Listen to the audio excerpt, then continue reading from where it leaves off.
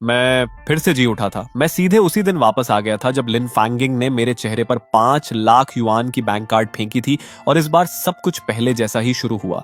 लेकिन मैं पहले वाला इंसान नहीं था। अपनी पिछली जिंदगी में मैंने उस कार्ड को पैरों तले कुचल दिया था और चिल्लाकर कहा था, सच्चे प्यार की कोई कीमत नहीं होती। लेकिन बदले में मुझे बस उसके होंठों पर तिरस्कार भरी मुस्कान मिली थी और एनसुई की आंखों में साफ घृणा दिखाई दी थी और उसी पल भी मैंने खुद को नहीं रोका था। मैं उसे पाने के लिए सब कुछ दांव पर लगा चुका था। पूरी यूनिवर्सिटी में मैंने खुद को तोड़ दिया था सिर्फ स्कॉलरशिप्स लेने के लिए। ग्रेजुएशन के बाद मैं उसकी कंपनी में सबसे नीचे के छोटे से पद से शुरू हुआ था और सच कहूं तो मैंने खुद को कभी इंसान की तरह ट्रीट ही नहीं किया। बाकी लोग जहां नॉर्मल टाइमिंग में काम करते थे, मैं दिन रात बिना रुके काम करता था। बस एक ही सोच थी कि मैं उसके लायक बन जाऊं। फिर जब ए एन फैमिली की कंपनी क्राइसिस में गई तो वही मैं था जिसने अपनी नॉनस्टॉप मेहनत और बिजनेस सेंस से इन्वेस्टमेंट खींचकर कंपनी को बैंकरप्टेसी के किनारे से वापस लाया।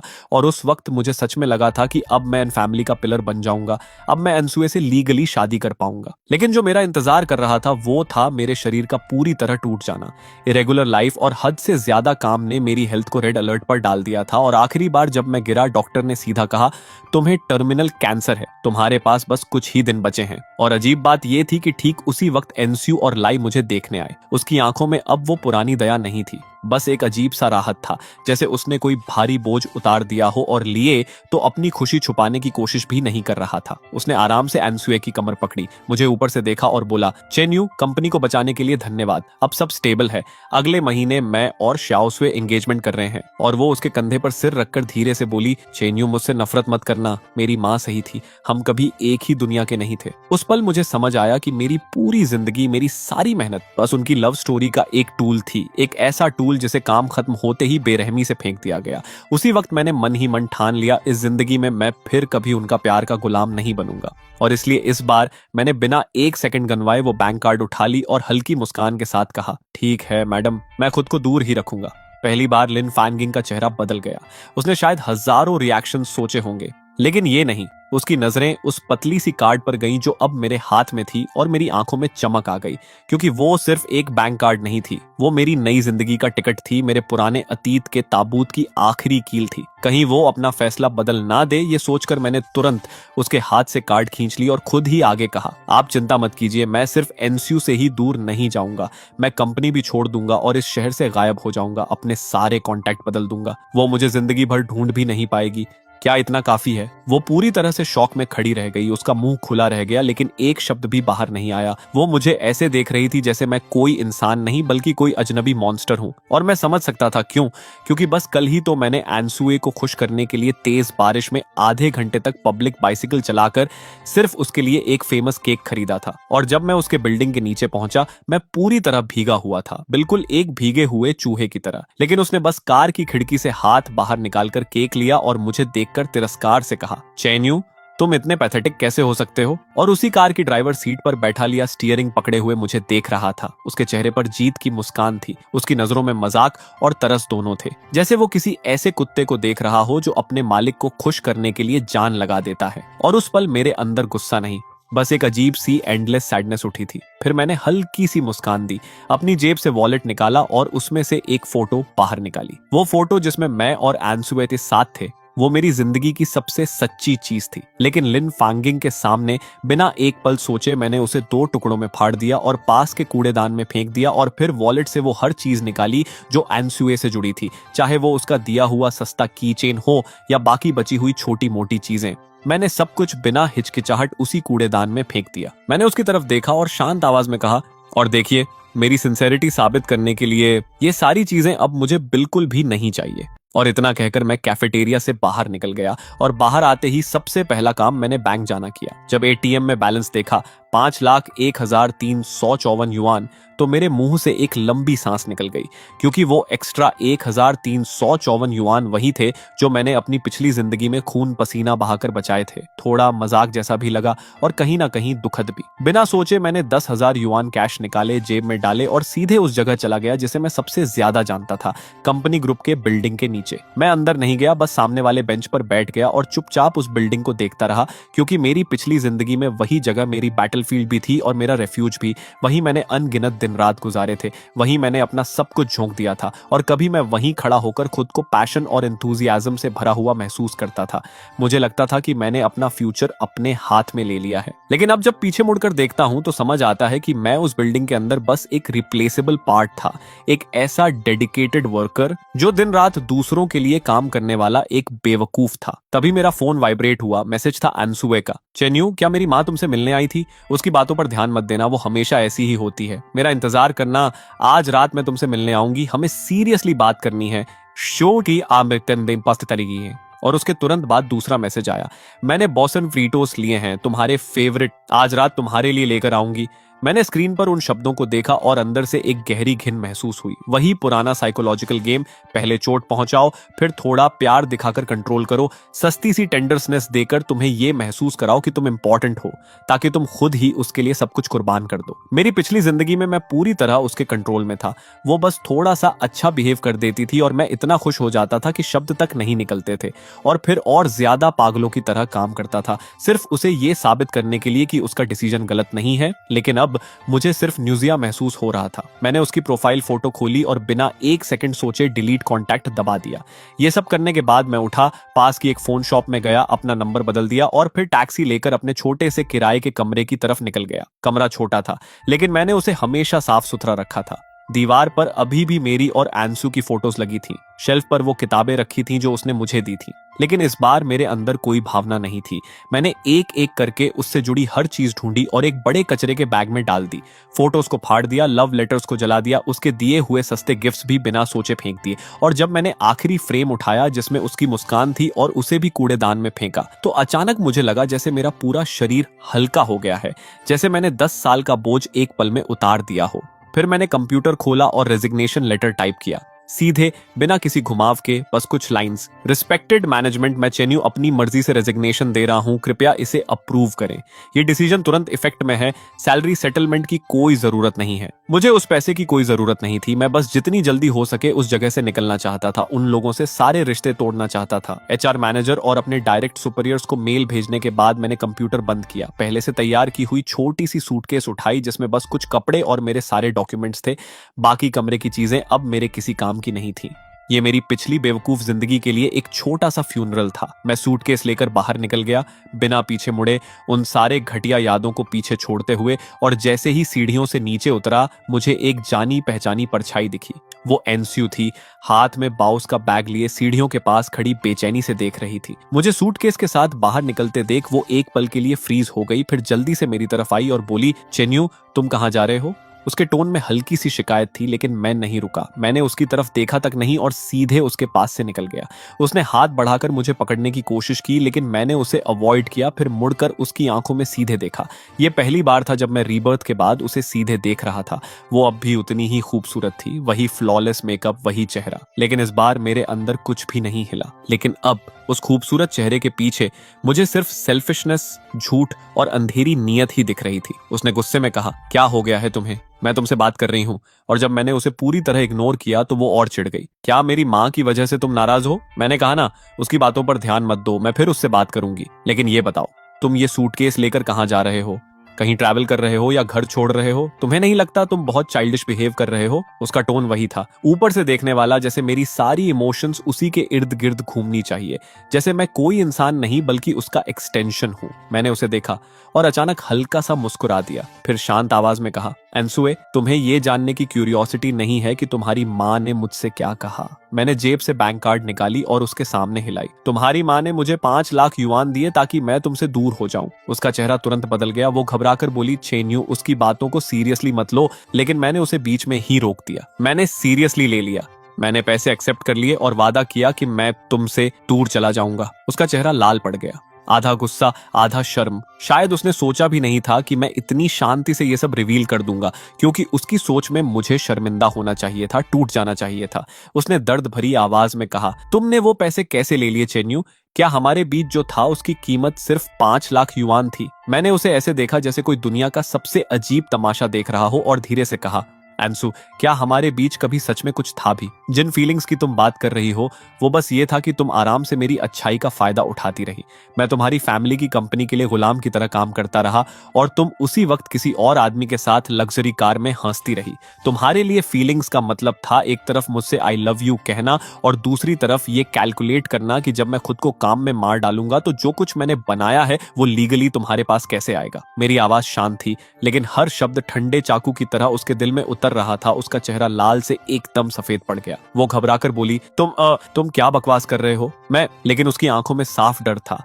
वो मेरी तरफ देखने की हिम्मत भी नहीं कर पा रही थी। मैं हल्का सा हंसा और बोला, ठीक है, अब एक्टिंग करने की जरूरत नहीं है। तुम कैसी इंसान हो ये तुम खुद भी जानती हो और अब मैं भी साफ देख चुका हूँ। और जहां तक उन 5 लाख युआन की बात है, मुझे नहीं लगता तुम्हारी माँ हमारे फीलिंग्स खरीद रही थी। वो बस उन सालों की पेमेंट थी जो मैंने तुम्हारी फैमिली के लिए स्लेव बनकर काम किया। थोड़े कम है लेकिन कुछ ना होने से बेहतर है। वैसे भी मेरी जिंदगी की कीमत तुम्हारी नजर में ज्यादा है भी नहीं। इतना कहकर मैंने उसकी तरफ दोबारा देखने की जरूरत भी नहीं समझी। सूटकेस उठाई, मुड़ा और चल दिया।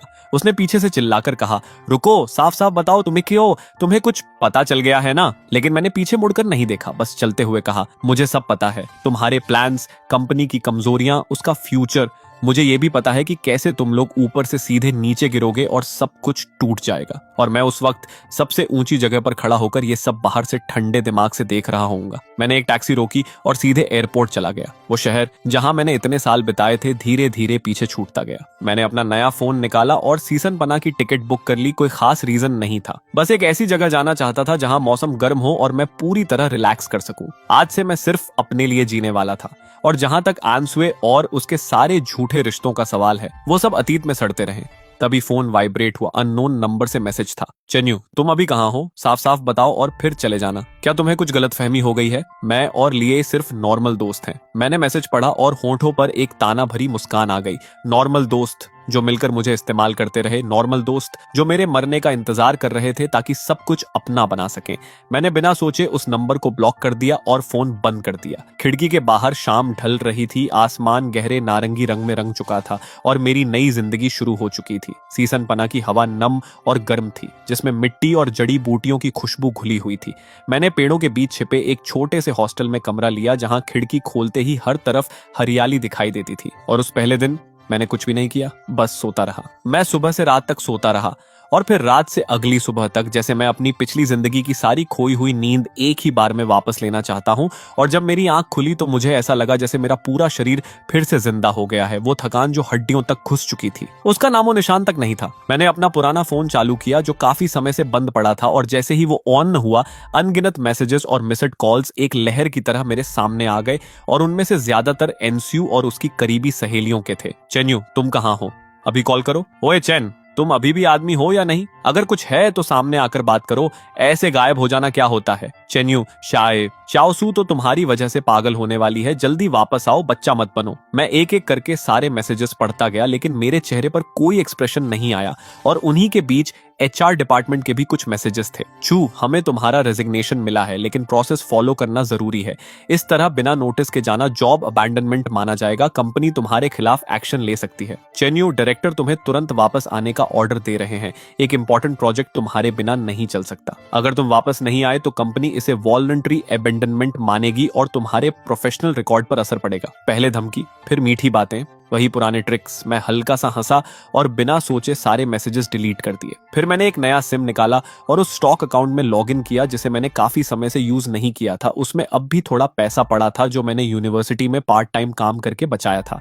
मैं कंप्यूटर की स्क्रीन को ध्यान से देखता रहा और मेरी पिछली जिंदगी की यादें तेजी से दिमाग में घूमने लगी। रिबर्थ का सबसे बड़ा फायदा यही था, इंफॉर्मेशन की क्लैरिटी। मुझे साफ पता था कि आने वाले सालों में कौन सी स्टॉक्स उछलेंगी, कौन से सेक्टर्स ट्रेंड बनेंगे। मैंने 5 लाख युआन को 2 हिस्सों में बांटा। 2 लाख बिना एक पल गंवाए एक ऐसी टेक स्टॉक में इन्वेस्ट कर दिए जिसे उस वक्त कोई नहीं जानता था। लेकिन 6 महीने बाद एक टेक्निकल ब्रेक थ्रू की वजह से उसकी कीमत 10 गुना से भी ज्यादा बढ़ने वाली थी। और बाकी के 3 लाख मैंने अलग अलग इंटरमीडियरी चैनल्स के जरिए बिटकॉइन में कन्वर्ट कर दिए। सब कुछ खत्म करने के बाद मैंने कंप्यूटर बंद किया और आराम से स्ट्रेच किया।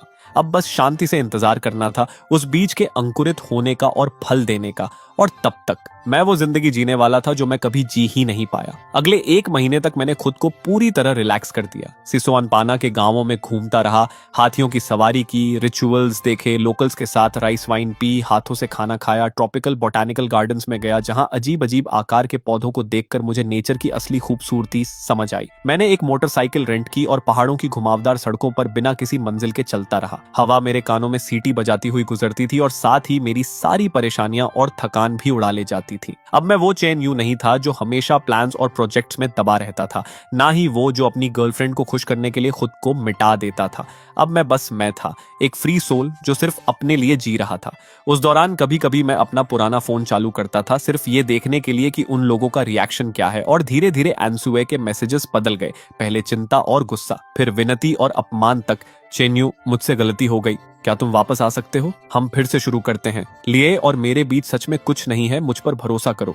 उस दिन वो खुद मुझे घर छोड़ने पर जिद कर रहा था। इन दिनों तुम्हारे बिना मुझे समझ आया कि मैं तुम्हारे बिना नहीं रह सकती। जल्दी वापस आओ, मुझे तुम्हारी बहुत याद आ रही है। अगर ये सब मेरी पिछली जिंदगी में होता तो मैं इन शब्दों को पढ़कर पिघल चुका होता, पहली फ्लाइट पकड़कर वापस भागता और उसके सामने घुटनों पर बैठकर माफी मांगता। लेकिन अब मुझे ये सब बस हास्यास्पद लग रहा था, क्योंकि उसे मेरी याद नहीं आ रही थी।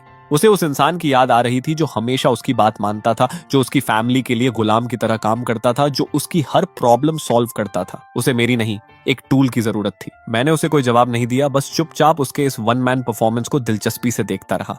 1 महीने बाद मैं चंटू उड़कर गया और वहां जाकर मैं पूरी तरह एक बेफिक्र इंसान बन गया। हर दिन बस खाता रहता।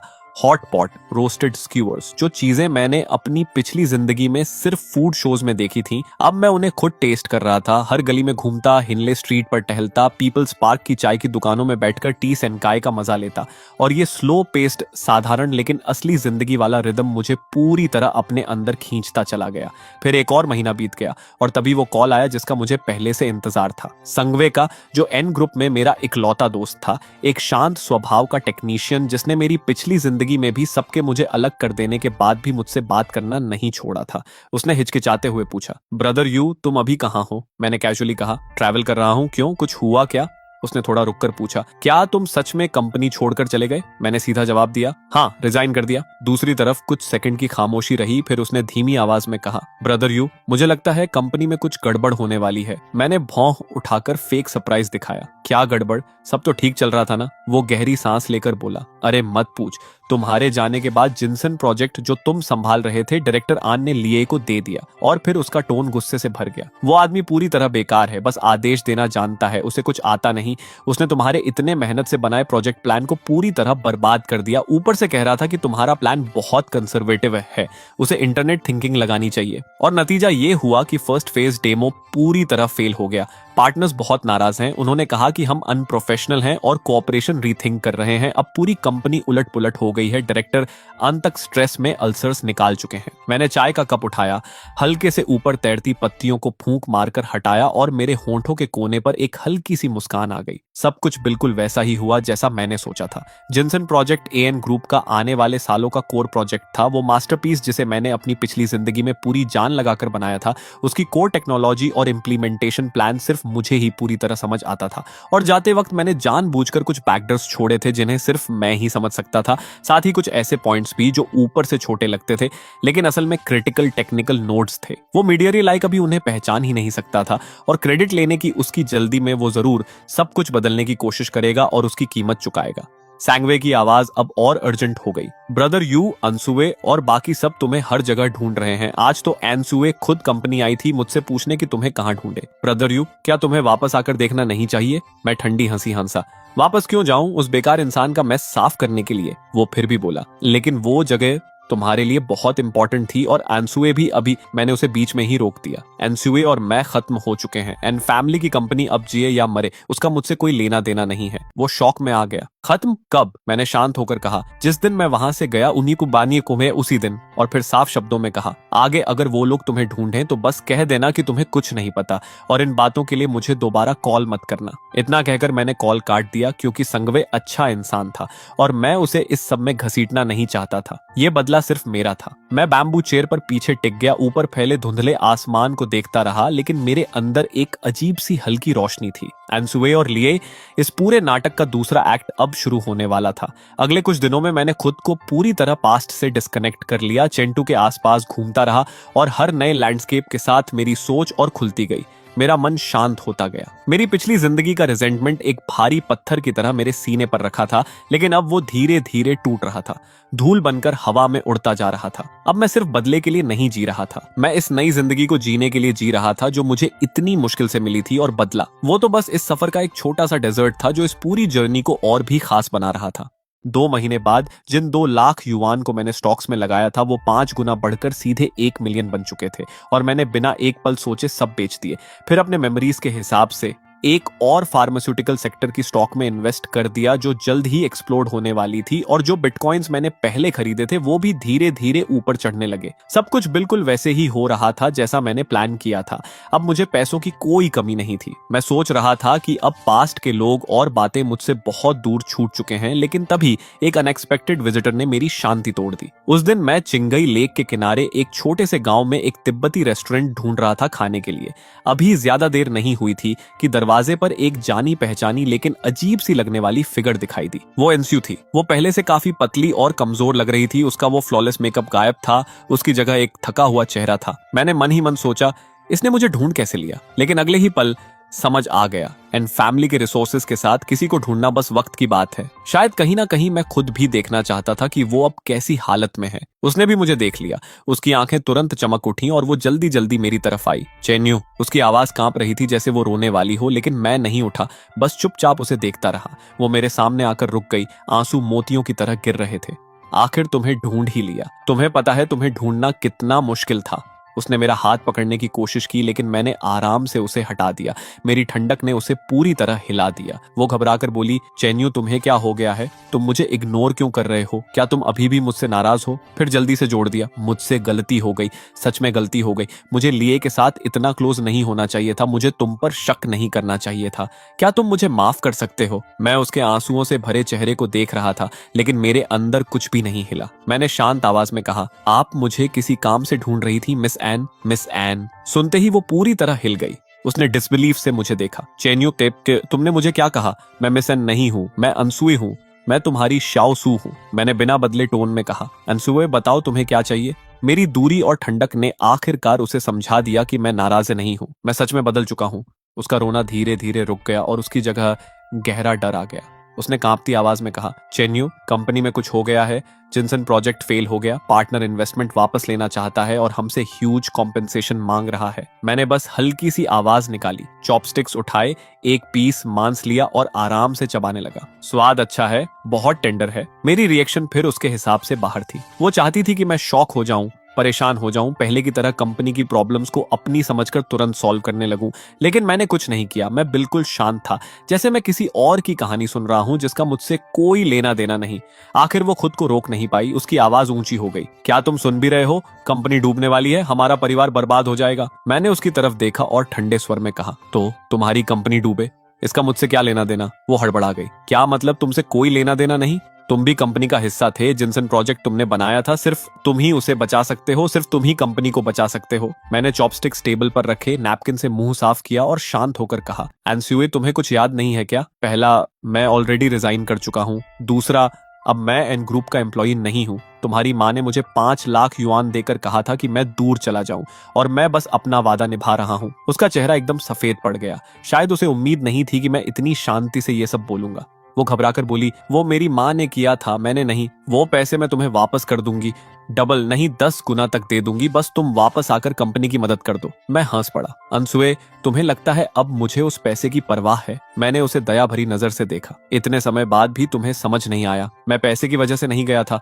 मैं इसलिए गया क्योंकि मैं अब बेवकूफ नहीं बनना चाहता था। मैंने उसकी बात काटते हुए कहा, और तुम्हें पता है इस वक्त तुम्हारी सबसे हास्यास्पद बात क्या है? तुम खुद लिमिट पर पहुंच चुकी हो और मुझसे मदद मांगने आई हो, लेकिन फिर भी तुम्हारा एटीट्यूड वही है, जैसे सब कुछ तुम्हारा हक है। किस आधार पर तुम्हें लगता है कि मैं तुम्हारी मदद करूंगा? उन मजाक जैसे फीलिंग्स के आधार पर, या तुम्हारे इस खूबसूरत चेहरे के दम पर? मेरी हर बात ऐसे थी जैसे सीधा उसके दिल में धंसती हुई एक ठंडी छुरी। शायद उसे कभी किसी ने इस तरह इंसल्ट नहीं किया था।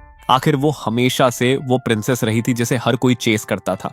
वो मुझे देख रही थी, उसके होंठ कांप रहे थे, लेकिन काफी देर तक उसके मुंह से एक शब्द भी नहीं निकला। मुझे लगा था कि वो शर्म से मुड़कर चली जाएगी, लेकिन उसने ऐसा नहीं किया, क्योंकि जब हकीकत का बोझ इतना भारी हो तो सेल्फ रिस्पेक्ट जैसी चीज की कीमत खुद ही गिर जाती है। उसने गहरी सांस ली, मेरे करीब आई, थोड़ा झुकी और ऐसी आवाज में बोली जो मैंने उससे पहले कभी नहीं सुनी थी, लगभग एक विनती करने वाली। चेन्यू, मैं तुमसे रिक्वेस्ट करती हूँ, बस तुम मेरी मदद कर दो।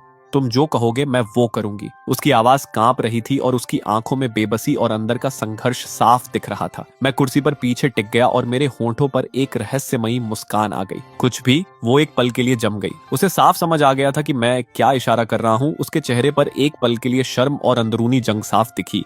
उसने नीचे होंठ को हल्का सा काटा और धीरे से सिर हिला दिया। मैं हल्का सा मुस्कुराया। एक वक्त था जब उसका हाथ पकड़ते हुए भी मैं हिचकता था, डरता था कि कहीं उसे बुरा ना लग जाए, और आज वही लड़की खुद को एक सौदे की चीज बना रही थी। मैंने ठंडे स्वर में कहा, सिर्फ बोलने से काम नहीं चलेगा, पहले अपनी सिंसेरिटी दिखाओ, और उंगली से अपने होंठों की तरफ इशारा किया, एक ऐसा इशारा जिसमें साफ ह्यूमिलिएशन था। उसका चेहरा तुरंत लाल हो गया। उसने मेरी आंखों में हैरानी से देखा। शायद उसने कभी सोचा भी नहीं था कि वो चेन्यू, जो कभी उसकी हर बात मानता था, जो उसके सामने आवाज तक नहीं उठाता था, आज इतनी बेशर्मी से डिमांड करेगा। आसपास बैठे लोग हमारी तरफ देखने लगे। उनकी क्यूरियस नजरें एनसुए पर सुइयों की तरह चुभ रही थीं और मेरी नजरें बस उसी पर टिकी थीं। उसका शरीर हल्का सा कांप रहा था। मैं समझ सकता था कि उसके अंदर कैसी जंग चल रही है। एक तरफ उसके परिवार का फ्यूचर, उनकी लग्जरी लाइफ, और दूसरी तरफ उसका बचा खुचा सेल्फ रिस्पेक्ट। मैंने उसे प्रेस नहीं किया, बस चुपचाप देखता रहा, और आखिरकार उसने फैसला कर लिया। उसने कांपते हुए आंखें बंद की और धीरे धीरे मेरी तरफ झुकी। उसके होंठ ठंडे और सख्त थे, उनमें एक कड़वा सा स्वाद था,